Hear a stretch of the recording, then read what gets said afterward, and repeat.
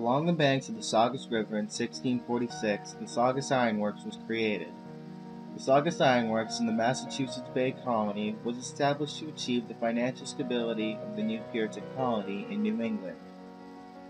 The Iron Works was also one of the first steps taken by the colonists to gain independence from England. This was also the first location that iron was produced in the colonies. Saugus Iron Works was the birthplace of the iron and steel industry and helped achieve what would become the United States. John Winthrop Jr., born on January 12, 1588, in Broughton, Suffolk, England, was the son of the governor of the Massachusetts Bay Colony and leader of the Puritan colony. He and approximately 300 other Puritans sailed to the colonies in 1630 aboard the Arabella. In order to assist the Puritan colony in achieving financial stability, Winthrop arranged for an ironworks to be built.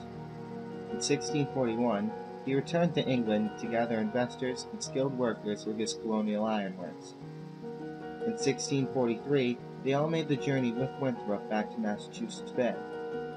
Winthrop and his experts probed New England for an appropriate site to construct their ironworks.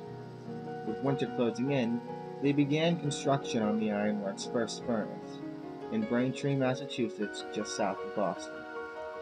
Due to a lack of raw materials, such as extensive forests for fuel, iron ore, and water power, that are all used to run the ironworks, his progress in 1644 was slow, and by 1645, Winthrop had been replaced with Richard Leader, a non-Puritan, by investors.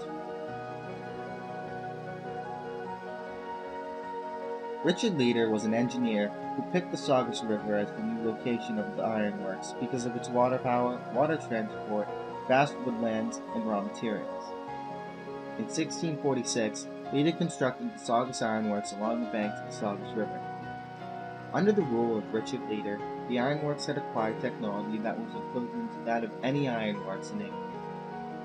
By 1650, the ironworks had reached a level of production that rivaled any ironworks in Europe. Despite this success, the ironworks did not return a profit to its shareholders. The ironworks was beset by financial difficulties that also began in the 1650s and never recovered from them. The company's debts became so great, the creditors brought in lawsuits to recover their loans. Leader eventually left the ironworks before its last recorded blast in 1668, and the former workers planned out to begin ironworks of their own. This dispersal of ironworkers throughout southern England and as far south as New Jersey helped spread iron-making technology throughout the colonies.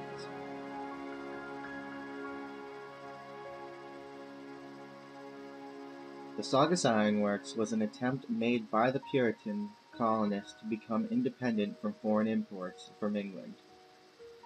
The Puritans planned to become a successful community off of iron.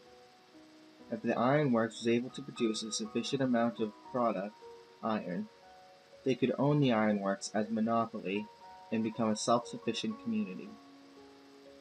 The ironworks offered the Puritans with good farming and housing. The ironworks also gave them tools for cooking and farming, which they could also trade to local Native American tribes. The government of England had become less tolerant of religious dissent, and the Puritans were being unrightfully prosecuted.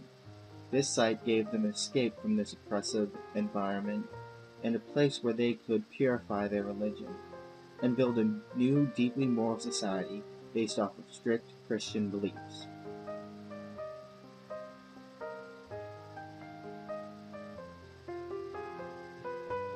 The Saugus Ironworks is important to the development of Essex County because it was the first location in the New World to produce iron. It had laid out the foundation for the iron and steel industry in America. Because of its failure that caused the dispersal of former ironworkers, iron-making knowledge and technology spread throughout the colonies in what would become the United States of America. And by the Revolutionary War, America was producing 1/7 of the world's iron.